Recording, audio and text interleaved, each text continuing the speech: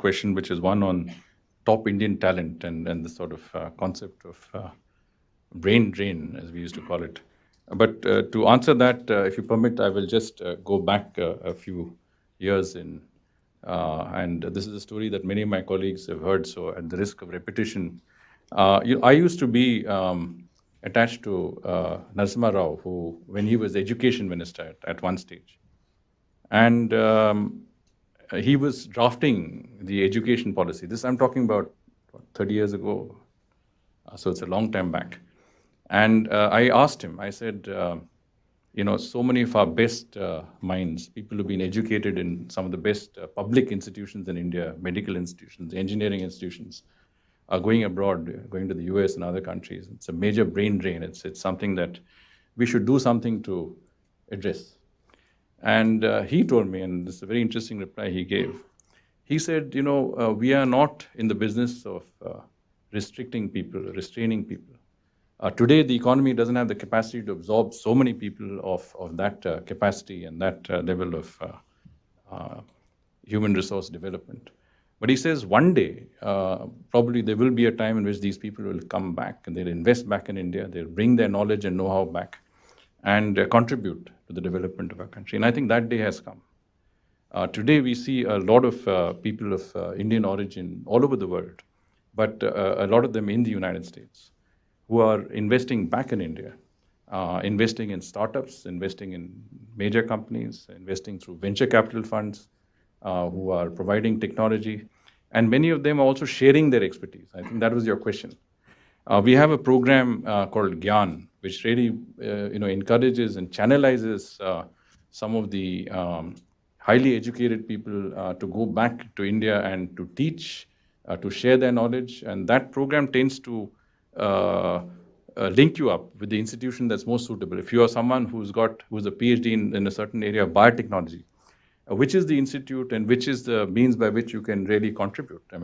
So that program is a very active program, and I think it contributes. And we have our Science and Technology Counselor here, Mr. Dhananjay Tiwari. He is the point person in our embassy to look at such, helping or rather linking up people with talent of people of Indian origin who want to go back and contribute. And please feel free to get in touch. And for us, the other day, we had a very useful seminar with about 35 postdoc fellows who are undergoing the MCI program here. We had the Director General of the Indian Medical Council Center, as well as the Dean of Research in JNU, who then walked them through where they could possibly contribute, what are the areas that they could contribute, where in India they could go and make that difference. And so that's a good question, and we are receptive to what you asked and to see how we can be of help in that regard. The question about the Quad and Indo-Pacific, look, members of the Quad, and the Quad is a concept that is still developing. It is still a group that is meeting on areas that where we have common interests in common projects, common developmental priorities. And it was never a part of the Indo-Pacific strategy. Indo-Pacific is different. The Quad is a concept that is different, and I don't think the two are really exactly on the same, let's say, page when it comes to strategies. And as I said, again, these are being developed, these are being fleshed out, so it's early in the game. But I don't think we have any difference with the US in categorizing where these two different concepts come in. Let me move on to the question on Nepal.